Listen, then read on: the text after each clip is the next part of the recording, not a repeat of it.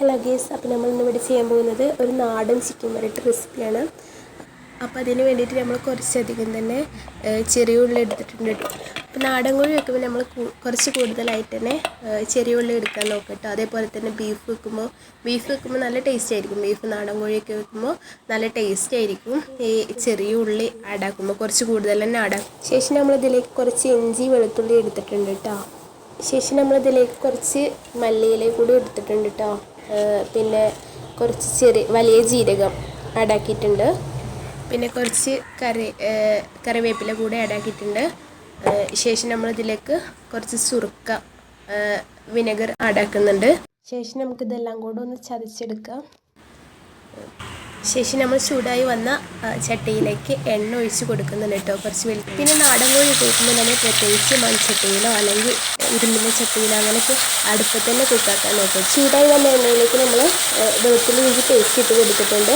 ശേഷം ഇത് ഈ വെളുത്തുള്ളി ഇഞ്ചി പേസ്റ്റ് നന്നായി ഒന്ന് വഴന്ന് വരുമ്പോൾ മാത്രം നമ്മൾ നന്നായി കട്ട് ചെയ്ത് വെച്ച ഉള്ളി ഇതിലേക്ക് ചേർത്ത് കൊടുക്കുക. എന്നിട്ട് കുറച്ച് ഉപ്പ് കൂടി ചേർത്തിട്ട് ആവശ്യത്തിന് ഉപ്പ് ചേർത്തിട്ട് നന്നായി ഇളക്കിയതിന് ശേഷം ഒന്ന് മൂടി വെക്കും. ഉള്ളി നന്നായി വഴന്ന് വരുന്ന സമയത്ത് നമ്മളിതിലേക്ക് കുറച്ച് പച്ചമുളക്, കറിവേപ്പില എന്നിവ ചേർത്ത് കൊടുക്കുക.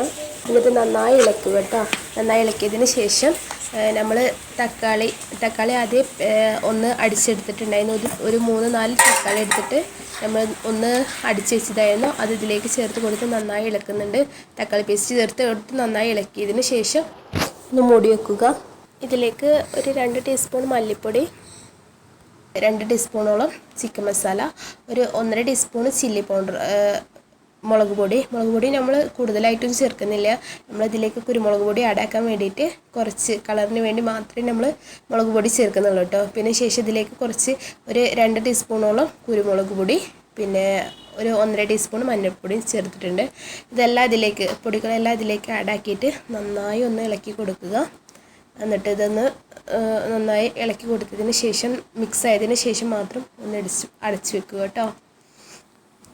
വെച്ച് നമ്മുടെ മസാലയൊക്കെ ഒന്ന് നന്നായി വഴന്ന് വന്നതിന് ശേഷം ഇതിലേക്ക് മഞ്ഞൾ, ഉപ്പ് ചേർത്ത് വെച്ച ചിക്കനായിരുന്നു അത് ഇതിലേക്ക് ആഡ് ചെയ്ത് കൊടുക്കുക. എന്നിട്ട് നന്നായി മിക്സാക്കി കൊടുക്കുക. എല്ലാ മസാലയും ചിക്കനൊക്കെ നന്നായി മിക്സായി വരുന്നത് വരെ നന്നായി ഇളക്കി കൊടുത്ത് ഒന്ന് മൂടി വെക്കുക. കുറച്ചധികം ടൈം തന്നെ. ഇത് നല്ല നാടൻ കോഴി ആകുമ്പോൾ അത്യാവശ്യം വേവുണ്ടാവും. അപ്പോൾ അതിനനുസരിച്ച് കുറച്ചധികം സമയം തന്നെ നമ്മൾ വേവിക്കാൻ വേണ്ടിയിട്ട് ശ്രദ്ധിക്കുക. അപ്പോൾ നമ്മൾ അടിപൊളി നാടൻ ചിക്കൻ കറി ഇവിടെ റെഡി ആയിട്ടുണ്ട്. നമ്മളിതിലേക്ക് കുറച്ച് കറിവേപ്പില, മല്ലിയില ഇവ ആഡാക്കി കൊടുത്തിട്ടുണ്ട്. കാണുമ്പോൾ തന്നെ അറിയാമല്ലോ എന്താ ടേസ്റ്റ് എന്നോ. അപ്പോൾ ആരും മക്കളെ മടിച്ച് നിൽക്കണ്ട. വീട്ടിലുള്ള കോഴിയെ ഇറച്ചിയാക്കിയിട്ട് പെട്ടെന്ന് തന്നെ ട്രൈ ചെയ്ത് നോക്കുക കേട്ടോ. നല്ല അടിപൊളി ടേസ്റ്റാണ്. എല്ലാവരും മസ്റ്റായിട്ടും ട്രൈ ചെയ്ത് നോക്കുക.